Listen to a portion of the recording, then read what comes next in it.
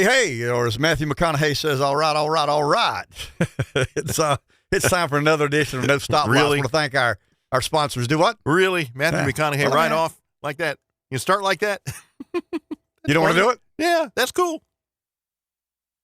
Well, man, we're trying to be cool. We're not cool. We're trying to be cool. But that's the thing. Matthew McConaughey is cool. And we're not. And we're trying to be cool. Speak for yourself. Speak for yourself. All right. I'm sorry. I still have a certain coolness about me. All right. All right. It's not. Yeah. See. Okay. It's just lost its effect now. Good afternoon, or good morning, or good evening, depending on when you're watching this prestigious podcast. Here we go. I want to thank our sponsors: Mickey Finn's, MPD Electric Cooperative, Schofield's, Ace Hardware, Carolina Bank, Pepsi of Florence. I feel like Siskel and Ebert. I think one of those guys is dead. The other is still living, if I'm not mistaken. But I think they're both gone. I think they are. Yeah. Okay. Didn't know that. They're both gone. But I feel like a bit of a movie critic or someone giving a book review.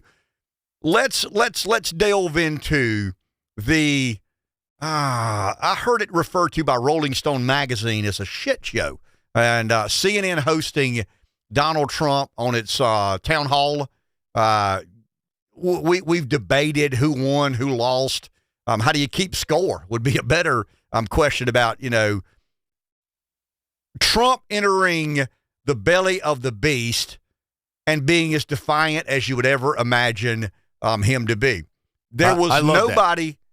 I love it. Okay, but and you're a Trumpster. I get that. But I want to go down this road and stick with me for a second here, or stick with me for 20 or 30 minutes, if you will. So there's no doubt that Donald Trump gets some credit for being defiant. There's no doubt that Donald Trump gets a lot of credit for being authentic. Even the Trump detractors would have to agree he is a unique political animal. He is a political blunt instrument unlike any we've seen since Andrew Jackson, who carried the baton for Jeffersonian government back in the day. That would have been pre-Civil War. Post-Civil War, there you go. Post-Civil War, Trump would be the most blunty of political blunt instruments we've seen come down the pike. So once again, let's give Trump some credit for entering the belly of the beast, the epicenter of Trump hatred, and just being as defiant as you would imagine him to be. Being rambunctious, being overbearing, being neglecting the esteemed knight that CNN had aspired for. Maybe CNN gets exactly what they wanted, or maybe they didn't. But I want to go to kind of an argument. I guess the argument I'll make today is, and we've had this discussion on the radio show, when do you allow your feelings to lead, and when do you refer to the data? Because you and I have a disagreement, Rev, about whether or not it was a good night for Trump. It's a good night for Trump if you're one of the 30% of primary voters and probably 20% of Americans who are 1,000% committed to Donald Trump winning in 24, believe he won in 20, and believe he's the greatest president in the history of mankind. I mean, I would argue 20% of Americans kind of sort of believe that. 30, maybe a third, maybe as much as 35% of Republican primary voters are in forever. I mean, they're all in. There's no way that you could drive a wedge between Trump and that loyal Trump supporter. That's the instinctive feeling we have. That's the gratification you get when you go to New Hampshire and you fill in an auditorium or venue with the most rabid Trump supporters imaginable. There's an optic there. And I'll give Trump credit for controlling the night. I mean, there's no question about it. He did what he always does. He talked over someone. He interrupted someone. He matter-of-factly stated his cause, his plea, his case over and over and over again. I think he referred to the moderator or the reporter who was supposedly running the show as a nasty person. Well, I mean, and Trump's one of the human beings that believe as long as he's talking, he's winning. And I guess instinctively that could be true. But I make the point that at some point in time, every politician, no matter how odd or different you are, political expediency has to be a part of the equation. You have to do things with the understanding that there are some people out there not going to vote for you. Now, how do we encourage those who are undecided to make a decision in your favor instead of against? I've never seen an election where someone got fewer votes and won. Some would argue the 2020 presidential election is an example of that. But I think Trump had an opportunity last night to set his instinctive hunch aside and defer to analytics. And he didn't do that. And I understand. I've read all the book reviews this morning. I've read all the movie critics say, once again, Rolling Stone, it was a shit show. CNN should have never allowed the guy that sort of opportunity to espouse the conspiracy theories and these untruths, these half-truths. Shame on CNN. Well, CNN's in the market of what? Viewership. And nobody's watching CNN. So CNN, is trying to garner an audience.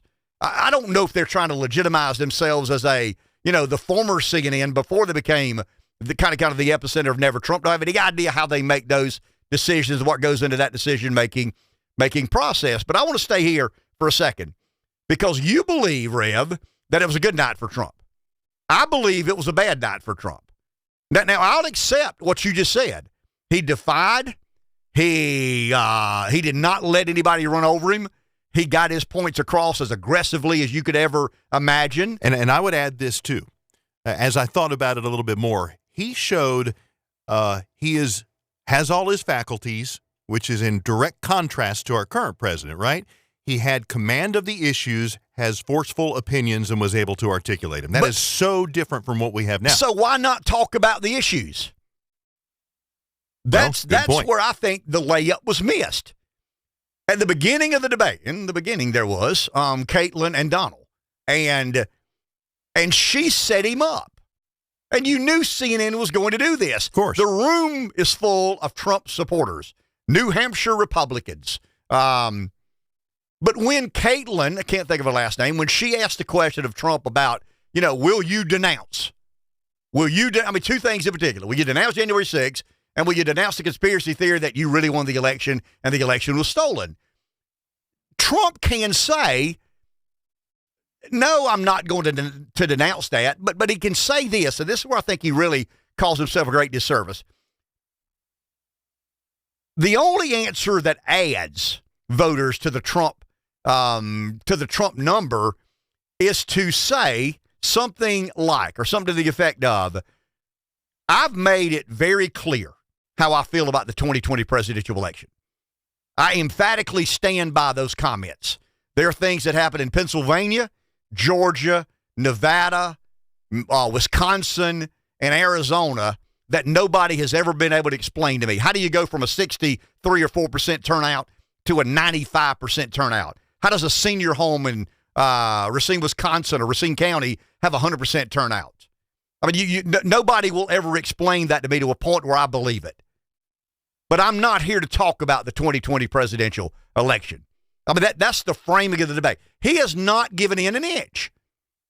I mean, he just said, I emphatically stand by what I believe to be true. And what I believe to be true is there are things about Georgia that make no sense. There are things about Wisconsin, Pennsylvania, Arizona, and Nevada that make no sense. And I'm convinced I would have won the election under normal circumstances. But COVID provided very abnormal circumstances, and one party took advantage of that through voting harvesting, private financing of elections, unsolicited mail-in ballots, and one party did not. And I think because of one party taking advantage and another party not, it cost me the election. But I'm not here to talk about the 2020 presidential election, CNN viewer and Caitlin. I'm here to talk about the shape the country's in. Inflation is rampant. It was not when I was president. Energy independence is not a priority for this administration. It was for me. Look at the chaos on our southern border. Look at the situation the Biden administration has us with our immigration policy and the enforcement or not of our immigration policy. That's how you add votes. That's how you win elections. That's how you get reelected president of the United States again. That's what not you nor I wanted to hear, but the independent voter in the Seinfeld watcher in Pennsylvania, the Seinfeld watcher in Nevada, the Seinfeld watcher in Arizona. I think it's not a mea culpa. It's not enough. Yeah, please forgive me for all the wrongs. It's none of that. It's absolutely none of that. But that's the only answer that he could have given that expands his base, that allows people to say he's kind of right about immigration. I mean, think about gas prices when Donald Trump was president. But think about, inflation in general. Think about where it was when Trump was an American president. We remember him not as the guy who is reported to have instigated the riot in January 6th. I don't buy that. I think Trump peddled fantasy. I've said that. I've been consistent in saying that. I think he contributed to some of what happened on January 6th. I don't think January 6th was anywhere near an insurrection, but it was a riot. But every time Trump's talking about January 6th, and every time Trump's talking about the 2020 presidential election, I don't think he's adding. I don't think he's subtracting. I mean, I really and truly don't. I think Donald Trump has the lowest ceiling but highest floor of any presidential candidate in either party. Trump has 35% of the Republican base with him come hell or high water. But that's not enough Americans to become president. You're right, Rev. He had a command of the issues. He was focused. He was very comfortable. He was in command. I mean, he ran the town hall. The moderator didn't run the town hall. Trump ran the town hall. What is the price of eggs in China, President Trump? I don't know, but Biden sucks, in immigration. I just think that had to be the theme. And you don't get a second chance to make a first impression. And the first impression I had, and most people will have, is he wanted to relitigate January 6th, and he wanted to relitigate the 2020 presidential elections, and that's where Trump is most underwater. That's where his biggest problems are. A lot of independents believe that he had more to do with January 6th than I think he really did. But it doesn't matter what I think he really did. What do those independent voters in those swing states believe? This is not a popularity contest. This is not, I got my point across more aggressively than they did. It's about voting. How do you get people to vote for you? And I think there are a lot of people in America that are desperately concerned about inflation. They are deeply bothered by the price of fuel. They are unbelievably upset with the condition on our southern border. That they believe that American investment in Ukraine is not worth the return on investment. I mean, these things line up perfectly with Trump and America first. But instead, he gave the opposition party and anybody running against Trump, he gave them more food for fodder than he should have. Someone said, I've talked to several people about this. Well, only 2 million people watched it. How big a deal can it be if only 2 million people watched it? But it's memorialized now. And there'll be millions and millions and millions of dollars spent on campaigns in Pennsylvania or spent on ad campaigns in Pennsylvania, in Nevada, and Arizona, and Georgia. Maybe not Georgia. I don't think Georgia's a swing state without ballot harvesting and without unsolicited mail-in ballots. I think what Georgia did to make their elections more secure is probably better than anybody else did. In other words, it'll be less likely that we question the results out of Georgia because of what their General Assembly did in regards to private financing of not campaigning. Obviously there's a private financing of campaigns, but the private financing of elections, the Zuckerberg money that made its way to Fulton and Gwinnett County in such profound fashion. So I think Georgia is in a much better place for the Republican. I don't mean I call it for the Republican, but it's the South. And if you could take some of those shenanigans off the table, I think it's far more likely the Republican win. But I'll ask you, you've inserted yourself in this debate, mm-hmm. and I appreciate that. Mm-hmm. But do you think Trump added to his vote tally last night?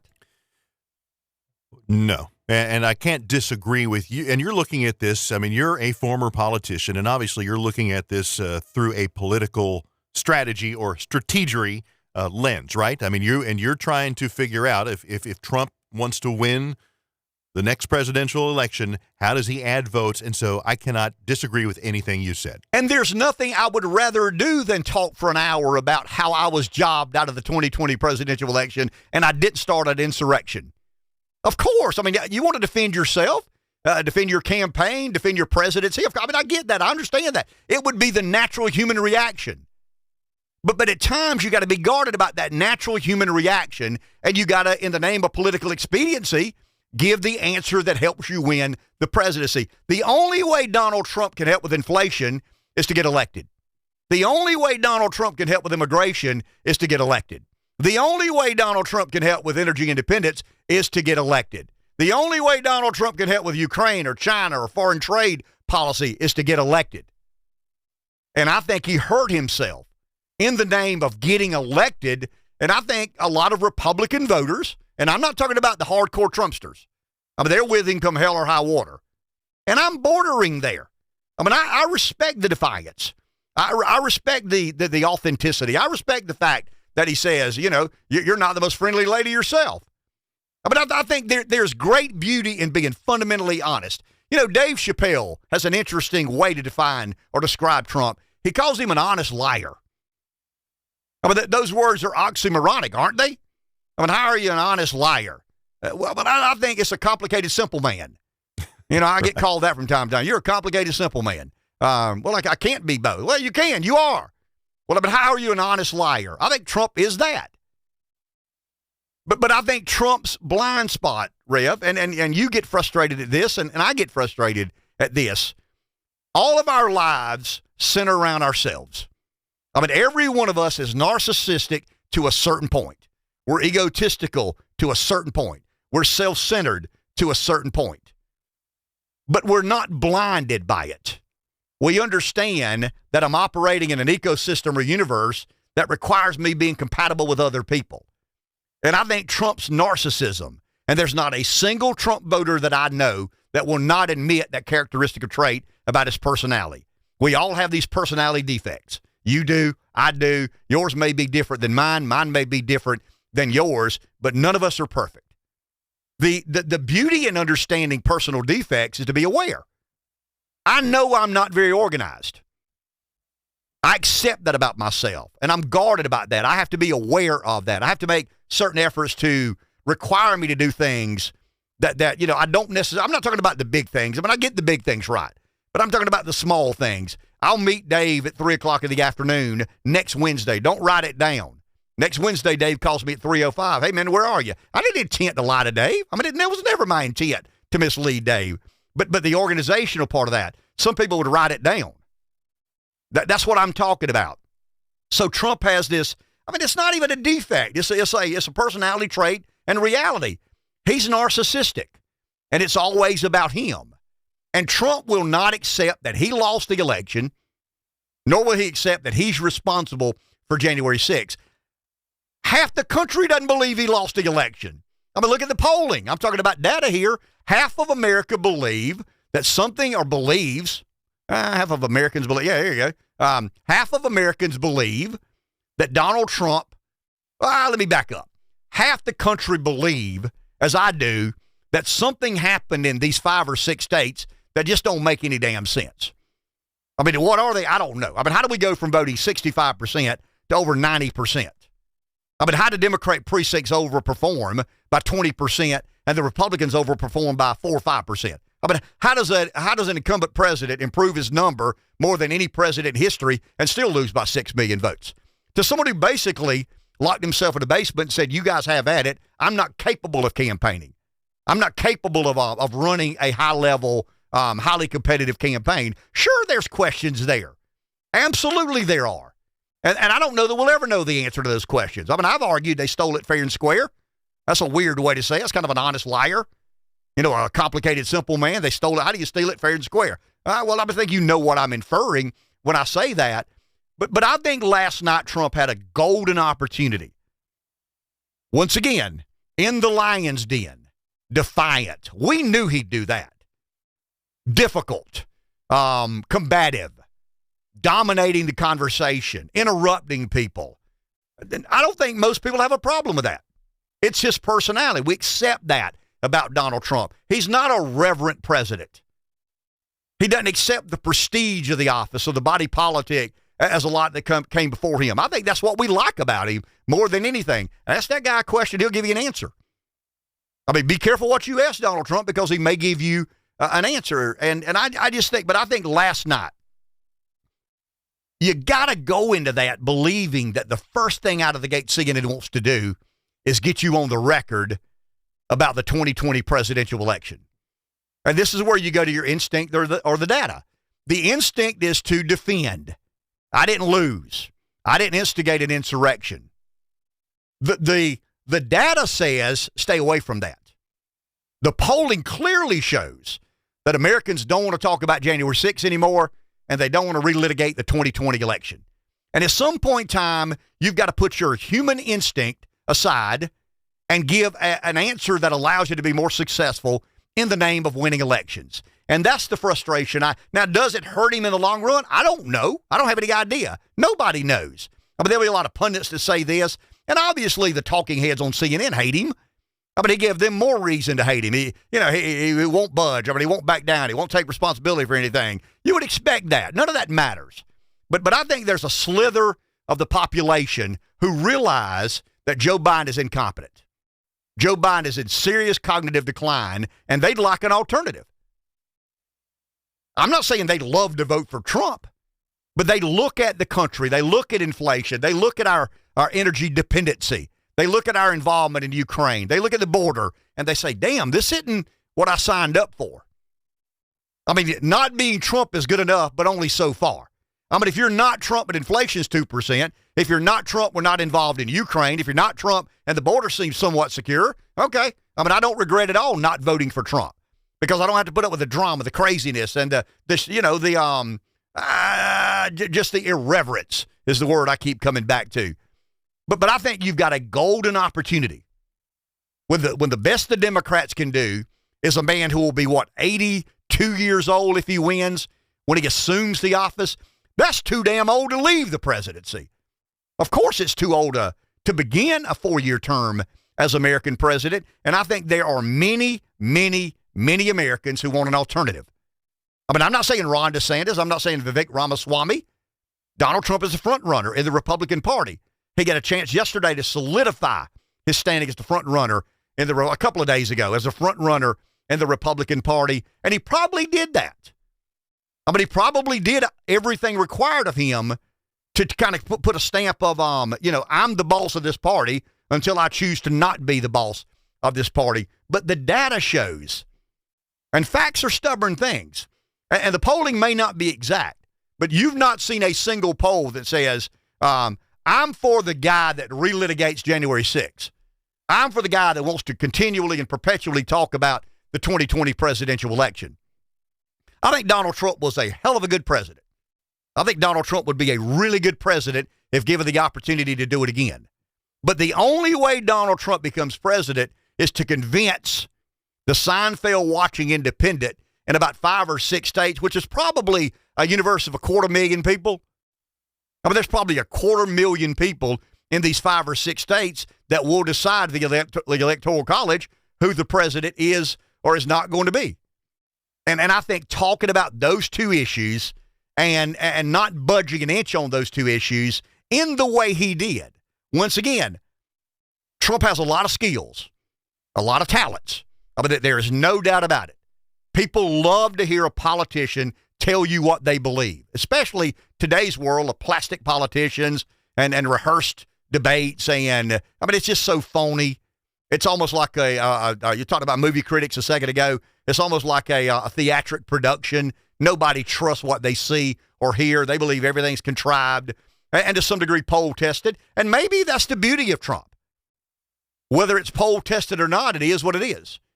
But I think at certain points in your political life, you've got to make a decision. Do I trust my instinct or do I go where the data says go? And Trump is a guy that naturally trusts his instincts. But there's too much data. There's too many polls. I mean, you can say the Rasmussen poll leans this way, or the Trafalgar poll leans that way. The NBC Wall Street Journal poll said there's not a damn poll that I've seen that says when Trump is talking about January 6th and talking about the 2020 presidential election, he's helping himself. And CNN served it up on a platter. I mean, do you think CNN had Donald Trump on their network to enhance the likelihood that he gets elected? Of course not. Way. And he had a chance to really flip it. And I'd love to know what Caitlin, the moderator, would have done had Trump said, look, I didn't come to talk about that. I mean, I stand by what I said. I don't give an inch on what I believe. but this country's in dire straits, and this country needs a leader that knows how to lead, and that's who I am. So I'm not here to talk about, as much as you'd like me to, I'm not here to talk about January 6th. I made it clear where I stand there. I told people to go to the Capitol peaceful. I told, I condemn that. There's no way that I would condone kicking down doors and busting out windows in public buildings that you don't own. But I didn't instigate an insurrection. I've said that. I'll say it again. And I believe there are a lot of things that have never been fully explained about the 2020 election. But as much as CNN would love me to spend an hour talking about that and dig myself a deeper hole, I'm not doing it. I've moved on. And I'm far more concerned about inflation, about energy independence, about Ukraine, about China, about trade, about how the insiders, the Black Rocks and Vanguards of the world are complicit, in organizing with government to not make the American workers' lives better, the American way of life better, the American family better. If you want to talk about that, I'll talk about that for as long as you want to sit here. But I'm not here to revisit the things that you're hoping I will revisit. I just think he lost a go. Now, can he win? Of course he can. And that's my question. So this is very early. Obviously, all the candidates haven't even announced that are going to end up in the race. But you would accept this. I'm interrupted. But you would accept that he gave a lot of campaign material for down the road. Sure. You and I will never see that ad because we're in South Carolina. But the people in Pennsylvania, Nevada, Arizona, Wisconsin, Georgia, that ad, when he says what he said a couple of days ago, there will be millions of dollars spent on that memorialized account. Continue. I'm sorry. Well, I just wanted to say, but is there a chance for him to address it differently and take if you were giving him advice and he heard what you just said he should have done, I mean, he could do that next time, right? Yeah, will he? What about Donald Trump leads you to believe he'd take my advice? What about Donald Trump leads you to believe he'd take any? There's beauty in that. I mean, there's genius in that. But at some point in time, you're not bigger than the political process. You may be an outlier, and he is. You may be a political freak, and he is. You may be a political unicorn, and he is. But you can't escape every reality of the body politic. And to me, Trump is not only trying to be an outlier and a political unicorn, he's trying to say all the rules that apply to everybody else don't apply to me. And despite what the data says about people not wanting to really relitigate January 6th of the 2020 election, I'm doing it anyway because I'm Donald Trump and the rules that apply to everybody else don't apply to me. We know he's narcissistic. He knows he's narcissistic. But I don't know that you can be that narcissistic and get elected the second time. What he's trying to do is unbelievably complicated. He's trying to win from nowhere as the absolute outsider. They ganged up on him. Every organized force inside politics ganged up on Donald Trump, the media, the administrative agencies, the intelligence community, the elitists, the establishment, the cathedral. Call it what you'd like to call it. Everybody with something to lose wanted him to lose. Now we can argue whether he did or not. He's not in the White House. He's not the president of the United States. There was a certification of election, and it was not Donald Trump as president of the United States. And I get the opinions all over the place about that, and I have an opinion about it. The statistical anomalies make no sense to me. I stop there. Well, I had something to do. No, I can't. I don't have any facts. The statistical anomalies make no sense to me whatsoever. I think that is of course it's provocative, but you can sustain that. You can say, hey, what makes sense of it? Explain to me why that many more people voted in these heavily Democrat precincts. You and I think we know what happened, but we don't know what happened. The point I'm making is, and I'm being redundant in this point because I think it's critically important. Sure, Trump can clean that up, but where in his history has he ever done something other than exactly what he wants to do? And I think there are a lot of Republican voters today that are not the 30%, that they had no problem with Trump's agenda. They had no problem with Trump's policies. I've got buddies of mine who said, take the name Trump off, show me the agenda, show me the priorities. I'm as big a donor as I can be. But they can't get past that me, that self-centered about every aspect of the campaign and indeed the presidency. So the point I'm trying to make is the two groups of people will have a decision to make. The first group will be the Republican primary voter. Do they take what happened last night and say, if we're going back down that road, I'm not. I mean, if we're going back, if a theme of this election is going to be the 2020 election and January 6th, I'm not going back down that road. I'm just not doing that. Is Vivek Ramaswamy? I mean, to me, the most interesting guy in this campaign has been Vivek Ramaswamy. I think you would agree with me. I mean, there's nobody that has articulated in an intellectual way where they stand on the issues than Ramaswamy. I mean, I think he's been, I hope that's the future of our party. That mindset, that demeanor, that methodology, that delivery, that degree of understanding. There's some intellectual underpinning. He's pretty aggressive, too. Oh, no question about it. His opinions. But he's curious enough that there's an intellectual curiosity there about Ramaswamy. I don't know the answer to this, but I will find out. I mean, I'll read history. I'll consume. I'll talk. I'll listen. And that's part of being a good politician, being willing to listen to others and read and understand and research. But I think Republican primary voters, before the independents, I mean, the independents eventually have a decision to make. And I think Republican voters who are not loyal to Trump see last night as a reminder of a place they just don't want to go again. I think they love the Trump doctrine. I think they love the Trump policy. I think they like the authenticity. But I think they're making a practical judgment on, I'm not sure this guy can win if he stays down that rabbit hole, and I'm not sure that guy can get out of that rabbit hole. I'm not sure Donald Trump can engage an audience for longer than 20 minutes when given the opportunity to talk about January 6th, to talk about the 2020 election, that he won't. And those people will find another place to vote. I have no idea how that works out. You got a plurality election. You got, these states where winner takes all. You got Iowa, New Hampshire, our good old South Carolina early in the schedule. You got a DeSantis we think is going to get in at some point in time, has not made that announcement yet. You've got some other candidates that have tried to have it both ways. By that I mean I'm with Trump until I'm not with Trump, and I'm with Trump again, and I'm not with Trump again.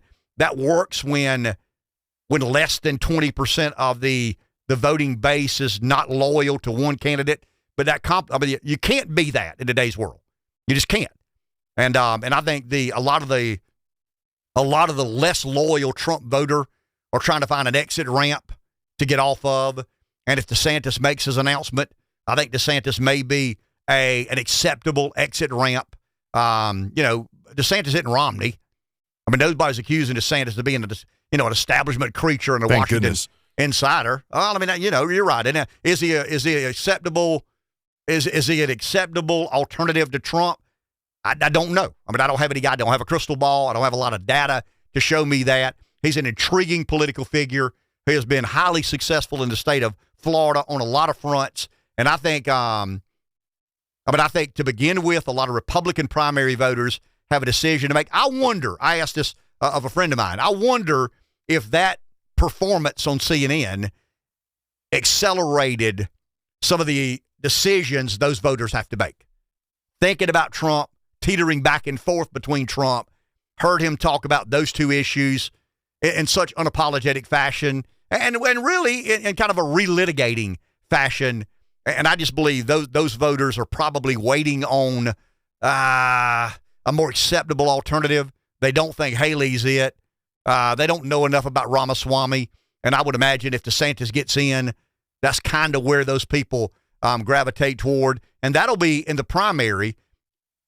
That's complicated enough. The general gets more complicated. I think when Democrats spend millions of dollars in swing states and districts advertising that this guy don't want to look forward, he's still caught up on. He can't escape the reality of January 6th.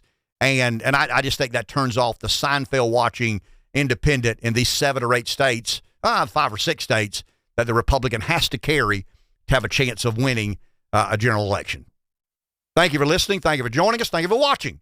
However, whatever method you're receiving this No Stoplights podcast, we certainly do appreciate it. We have a brand new website, by the way. NoStoplightsWithKenR.com. I know so little about this podcast to host. Kind of telling you something you may not have known. NoStoplightsWithKenR.com.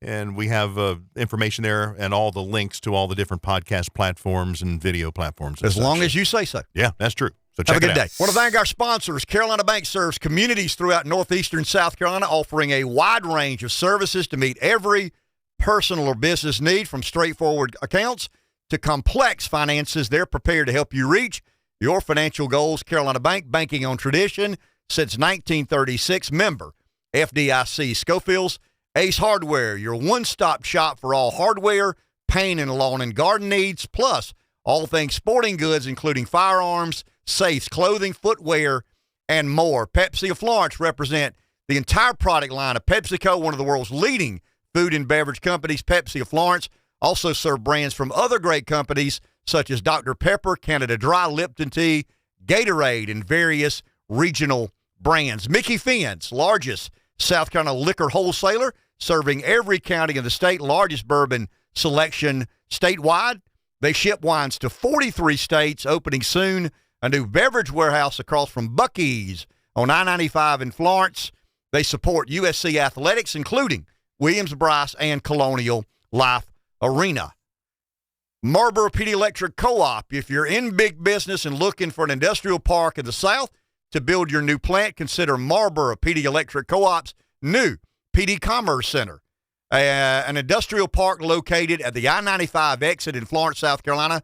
Check it out at MPDC Co-op or PDEC.com.